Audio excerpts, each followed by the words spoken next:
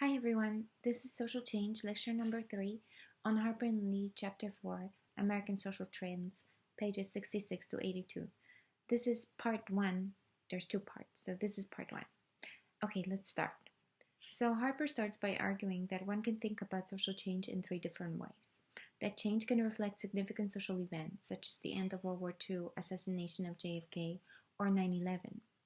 Change can also be macro in scope, reflecting large social trends and cultural changes, and those can show us patterns and help us make sense of particular historical events by revealing underlying patterns and directions.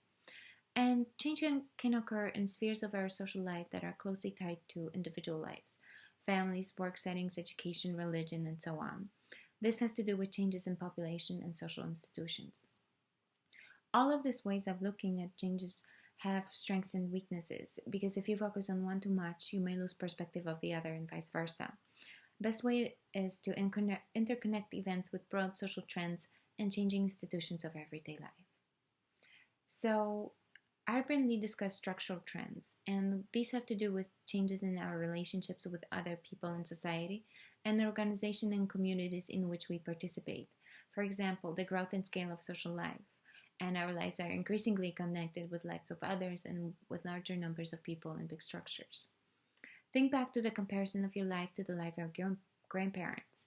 Most likely, you live in a larger community, shop in larger stores, go to larger schools, or visit places geographically farther away than they did. And even though we still live in a small world of family and friends, increasingly we have direct and indirect connections with anonymous people working in larger organizations that may be very distant from us. So let's discuss some specific structural trends. One of them is urbanization. Following the Industrial Revolution, people started moving to cities, away from rural areas.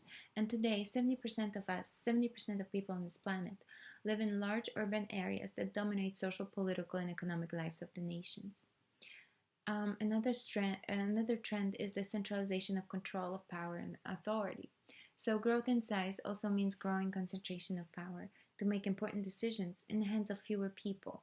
So, we have some freedoms, but those are limited by large organizations in our lives. Meaning that we still have some choices in our lives, such as whom we marry, where we live, what school we go to.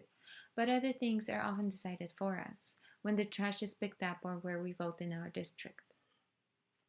Another trend is the increasing differentiation and specialization of social life. Not only do we have mass media, but think about how we have very specialized media nowadays. From magazines especially for truckers, to books especially for joggers, TV shows only for cooks, and so on. Our occupations are even now more specialized. We don't have one kind of lawyer. We have many kinds of lawyers, or even teachers, right? You don't have one kind of teacher. You have many kinds of teachers. And this specialized differentiation means that more social roles in our everyday life are segmented and limited in scope. And this also means that there are fewer general and multifaceted roles.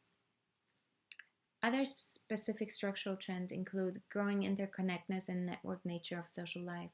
I think this one is very easily relatable too, because since the 1980s, our lives have been increasingly dominated by bureaucracies, these large organizations with formal structure that are staffed by officials, and these officials are ranked according to hierarchy.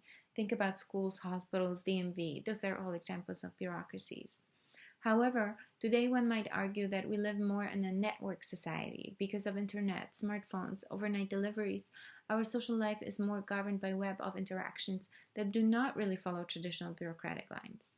So in place of this structured hierarchy where power goes from top to bottom, we now see more decisions made by a team of participants working on specific projects together, sometimes never meeting face to face, in the environments where there are no clear bosses. Technology also allows for instant feedback and extensive direct surveillance of these activities. And here, think of Skype, virtual meetings, or virtual classrooms, which you and I, are a part of, because our class is pretty much an online class instead of the structured classrooms that have face-to-face classes, right? Another trend is the increase in technical complexity and sophistication. Think how many smart devices we now have, how many gadgets we live with that made our life much easier. From smartphones to GPS to dishwashers, washers, dryers, humidifiers, smart refrigerators, you name it. However, when these break, we need very specialized experts to fix them. We often can't do it ourselves. So there are some potential dangers of this technological complexity. So some things to consider. Due to increase of the world interconnectedness, decisions we make here in the US affect those around the world and vice versa. I like to think about it in terms of local problems being global problems and global problems being local problems. And one example that often comes to mind is the recent economic downturn and how it not only affected Americans, but think about how it affected people all over the world. How, for example, the fact that we now cannot buy certain products affects people who produce these products somewhere else.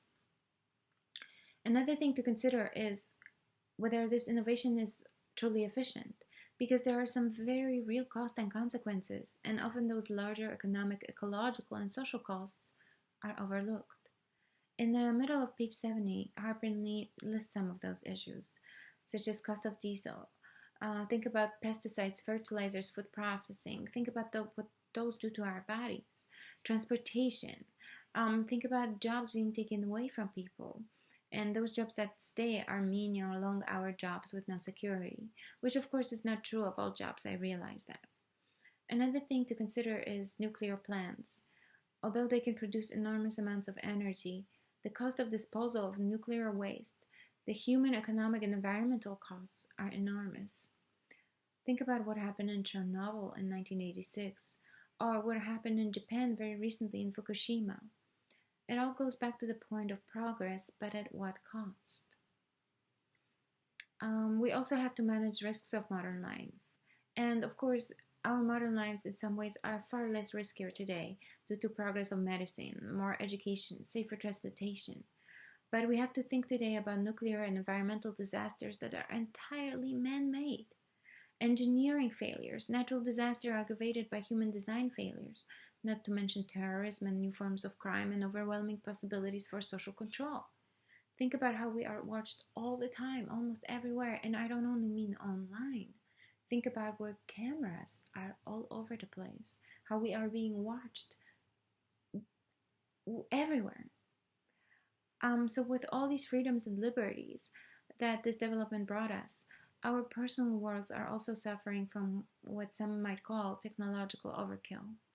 And often we are way in our heads with choices, information, and decisions that intrude into every part of our life.